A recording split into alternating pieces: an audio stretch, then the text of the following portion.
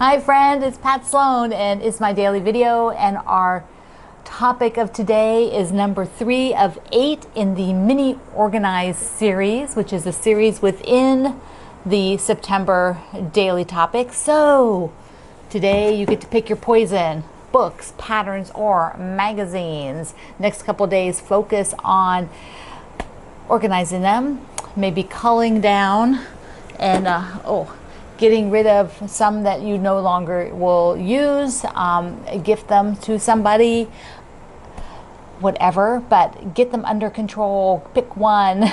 So I did a lot. I did pretty much, well, I have one bin of patterns, one dump zone bin of patterns. So I can either do that or have a stack of books. So those are my two that I will do over the next few days.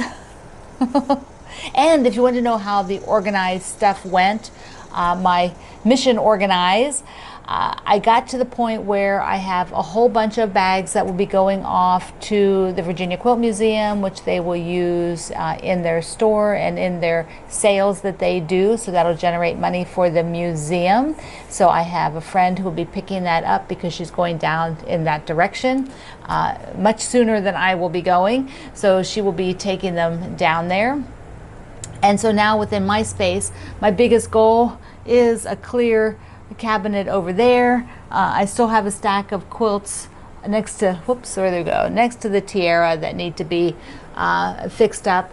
The things that are in these bins are what I'm using. The things that are in the bins over on my other cabinet are what I'm using. I still have a few like future projects, you know, those ones where you're like, you put it together but you haven't sewn it and you don't see yourself sewing it anytime soon, but you still love it and you want to make that project or work with that fabric bundle, so you keep it together. So I have I have many of those. Not just a handful. I have too many of them. But they will be on another round. I just got the area to the point where it is workable for me. It's no longer has old projects in prime spots taking up space. That was the biggest thing. No longer stacks, although there's a little stack that has to be put away because it needs to go on the bins in the top shelves up there and up there. And Mr. Greg has to get those down. So I'm just sort of stacking it until I can ask for help, and then he'll bring them down. Then I can do a couple at once rather than, 3 or 4 times a day saying, can you pull this down? Which is what I would do myself, right? I would say, okay, I need to put this piece of yellow up there, and I'd pull the bin down and put it in. Okay, it's Wednesday. Block Wednesday. So going on a picnic. Our block theme is games. Yeah, right. Lots of games. There's always games at a picnic or a reunion. So I was sort of focusing on the reunion myself when I was thinking about it. Here is the block, and I love that this one was done really delicate colors. I forgot to bring over the other fabric to try out some different colors. Oh, hold on. I think I can reach it. If I unplug this, let me just come over here super quick and see. Yeah, I can grab it. All right, I got it. There, with my right hand, which has much more strength. Imagine that. I can hold a whole fat quarter bundle in the right hand. Left hand, not so much, but it's coming along. Okay, let's take a look. So this time I did the block. Whoops, where are we? Okay, so did the block in a very neutrally sort of soft colors, not too high contrast. So that would be really pretty if you wanted to punch it up and put in like the aquas, some aquas there. That would be super nice. And if you wanted to make the peach, well, there's a peach that's a stripe. That doesn't help any for showing a difference. Let's see, I've got the navy. So if you did this aqua with little navy squares, so there would be an option. That would be a totally, let me see, there would be a totally different look for the aqua and navy.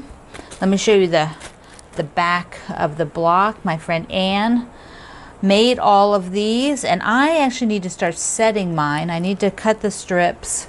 We'll see if I can cut them now. I don't have a lot of control cutting. I can cut the right hand. This hand has a lot more control because I can hold things. But the left hand, the pressure, it's just not so good. So here is Anne's block, and she primarily pressed, you know, if she could, she pressed to the dark, like when she did this 4-patch. She pressed to the dark this way. But then, of course, when you put the two patches together, one of the sides has to have a dark to it. And let's see, none of the seams, she didn't press open at all. Here it was just where, like, if you press towards the solid, so this is a good example of a technique that if you have a block that's no seams, okay, that's what I mean, it says a solid fabric, but I mean there's no seams, and here's a half square triangle. Press the half square triangle towards the block with no seams because it is going to be less bulky when you do that. And then there is her gorgeous point and does beautiful work.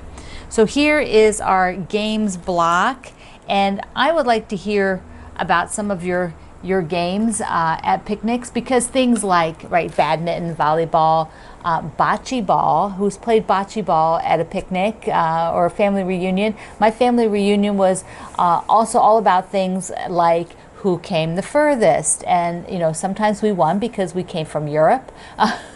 To a couple of them, you know, who has been coming to the most family reunions. Those are always fun games to do with family, or even with if you have like a neighborhood group maybe, or you know, like who's been coming to the most of these. You know, those are kind of fun things. So let me know what kind of games you've played or what you look forward to even, and were there prizes. There was always a prize for who came the furthest. I don't know what it was. Maybe cookies or something. I don't know. I don't remember that part. Okay, so going on a picnic, I'm using the goldenrod, which has the quote fabric. Remember, let me just undo this. Has the quote fabric that is just amazing sayings. Here's the one to keep your face towards the sun, and I will link you up to this because you can buy just this panel.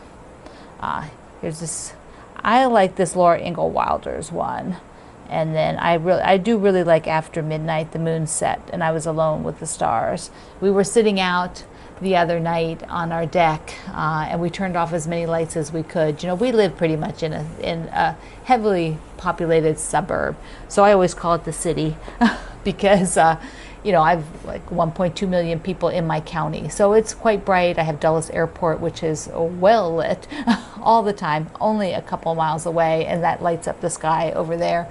So it's really hard to see the stars, and we were talking about where we might have been, you know, on travels, where we could see the stars really well. Like for me, it's probably like in New Mexico, like some of the travels we did on the back roads and trips. It was vacation trips years ago that were so neat. Yeah, we also decided, just on a personal note here, we decided to celebrate our 40th wedding anniversary officially over the weekend, because I had broken both my wrists just days before our anniversary. And so we had gotten lobster tails to cook sous vide, which is a special water boiling method, and we wanted to try that out. We've been given this machine by Oliso, and so we wanted to try the fabulous machine, and Greg got a deal on lobster tails, and so we had that. It was absolutely wonderful. We ate outside. It was really nice. But that's, you know, you have to make special moments now, because you can't, like, well, we can't anyways. We're not going to travel to go on a vacation. That's just unsafe in my mind, so we don't do that. And we're not, you know, going to restaurants inside to eat. That's also not something we want to do. So we just do it at home. And so you have to make things more special, right? It's a little harder right now. It's not the same as we had originally planned. So we'll have a do-over at some point. At some point, we'll have a do-over. Okay. spools. I forgot yesterday to even talk about spools. So I did do a few more, and here is one of my Orifil spools. I'm still thinking maybe I will have eventually 30, which will be, you know, one for every day of the month. And I'm going to keep it sort of this pinky and that sort of medium blue. I forget I had a name for that, and red. So this blue, this peach rather, is Buffalo Flats. That's the name of the fabric. I love the pheasants because I feel like coming right into fall here, I had to have something on here that felt a little fall-like. And the bee, the cute bee, this is designed by Violet Craft and the fabrics. So we've got another spool. And a few of you were asking if that design board, if the book holder could hold a little bit bigger design board. So I put a little bit bigger one on here. I thought you might like to see that. There we go. So this is the next size up, and you can see on the back then. I'll lift it up, see? There we go. I forget. This is a 14. That's a 14-inch design board, and you can put it at whatever, this little book holder. It is fabulous, and I've got the little spring. These are springs. They're quite tight, so they're going to hold any kind of a book that you have in here, or a tablet, you know, to keep it from tilting. And I sort of liked having this one back further, lean it back, because I have 2 layers of the stars for the jelly snowflakes going on there. All right, so that is happening here. And I had a great suggestion. Linda, one of our friends, Linda, in the Facebook group, she said that for the spool blocks, what she's going to do is start going through her fabric and making the spool out of fabric from a quilt she's already made. So she'll go through her scraps or go through things that she's currently working on. So it'd be like a memory quilt of blocks. Cindy, who is the spa for my quilts, she's thinking of doing 9 and then hanging that in her long arm, you know, studio area, because 9 blocks is pretty nice. It's going to be a pretty nice size, cute little wall hanging. All right, and had a little question for me about how I pick subjects for my books. So I thought I'd answer those questions. So I've brought two of the different books. So how do I pick a subject? There are things like this, like Celebrate the Season. So this was all seasonal type quilts used for decorating. So not a holiday, but a season. So it would feel like summer, feel like fall, feel like winter. Like fall coming up is, here is my quilt for fall coming up, and I just think that will be so awesome. I gotta go find it upstairs. And so if I have a theme like that, then everything around it revolves around getting that feeling like you were going to decorate one room and leave it up. It's not, you know, for the season, leave it up for spring. So if, you know, can sort of transform things. Then another type of book that I do is one with a teaching. So like my applique book with the first book with Martin Gale, which was book number 30 of mine.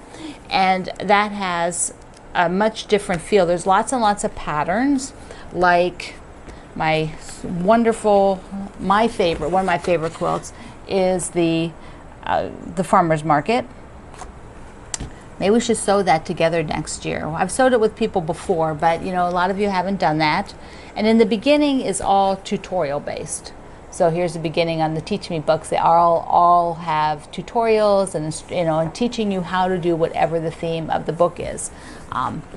So another question that Rebecca asked these questions in the group. She said, "Well, how do I start writing a book?"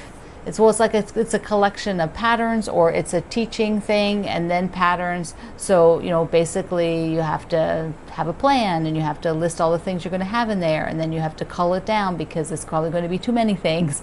And then you finally get to the point where you have a solid number of items that you're working with your book editor. If you're working with an editor, you could be self-published, you could do what you want. But with me, I'm working with the editor at the book, and they know what sells, and they know what is maybe needed from people asking, so they can give suggestions to the book, and it might change a direction a little bit, or add something in, or maybe take something out, you know, based on what they know. So, you know, they have years of experience on what sells, so that's always a plus. And then how long does it take? She said, how long does it take to write a book. It could take years for some people, or it could take probably about 9 months is about the shortest if you're working with a publisher, because it takes them generally 6 months from the time you deliver everything. When you deliver everything, you're delivering all the patterns, all the books, and depending on the publisher, you might have to also deliver all the diagrams. I deliver basic diagrams, but Martingale does all the final with their wonderful illustrators and designers, graphic designers. They make it look amazing. So generally I might work on the book for 6 months and then deliver it. It might take 6 to 9 months. So you're talking at least a year to longer, because each designer is different. Some designer might spend 3 years working on their quilts for a book. And so that would be a really long time, but that would be their part. And then the publisher would need their 6 to 9 months. Some publishers take a year. So it really just depends there. So, okay. All right, my friend. My long answers again. I'm sorry. I like to talk. All right, I love you. Thank you so much for everything. Check below for all the links, and I will see you online, my friend. Mwah.